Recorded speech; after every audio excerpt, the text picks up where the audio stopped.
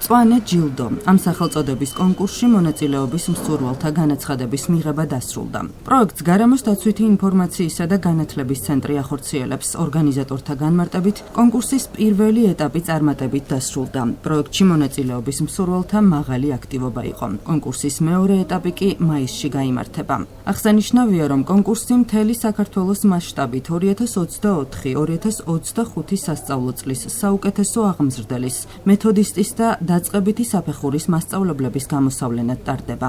მწვანე ჯილდოს კონკურსის პირველი ეტაპი, ანუ განაცხადების მიღება დასრულდა უკვე, საკმაოდ მაღალი არის მონაწილეობა, როგორც საბავშვო ბაღების, ისე სკოლების მიერ და ამ ეტაპზე მოხდება უკვე განაცხადების გადარჩევა, რის შემდეგაც უკვე მაისში გაიმართება მეორე ტური კონკურსის, ანუ პრეზენტაციების და საკუთარი ნამუშევრების წარდგენა მოხდება მონაწილეების მიერ კომისიის წევრებთან. კომისიაში, როგორც წესი, ტრადიციულად არიან ხოლმე ჩვენი გარემოს დაცვითი ინფორმაცია და განათლების ცენტრის წარმომადგენლები, განათლების სამინისტროს, არასამთავრობო და საერთაშორისო ორგანიზაციების წარმომადგენლები, იმ ორგანიზაციების, რომლებიც გარემოს დაცვითი და აგრარული განათლების მიმართულებით მუშაობენ და რაც შეეხება კრიტერიუმებს, მთავარი არის მათი მხრიდან მოხდეს შეფასება იმ ნამუშევრების, თუ როგორ ხდება ქვეყნის მასშტაბით უკვე გარემოს დაცვითი და აგრარული საკითხების დანერგვა. სკოლის მიმართულებით ერთ-ერთი მთავარი არის, რომ ჩვენი პროგრამის 8 თემიდან 4 თემა მაინც იყოს დაფარული, მაგალითად, შანდეს აუცილებლად мотиваცია,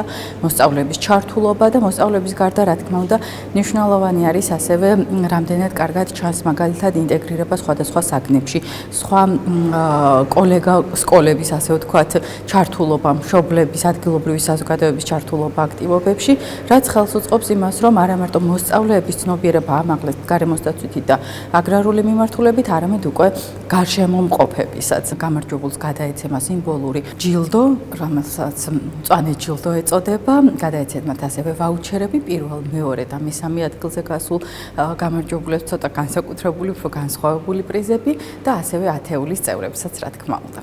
შეგახსენებთ, რომ პროექტის გამარჯვებული და მწვანე ჯილდოს მფლობელი გარემოს დაცვის მსოფლიო დღეს 5 ივნის გამოვლინდება. ორგანიზატორთა განმარტებით, მწვანე ჯილდოს მფლობელი გახდება მოტივირებული პედაგოგი, რომელიც სწორად შეძლებს გარემოს დაცვითი და აგრარული საკითხების სწავლებას.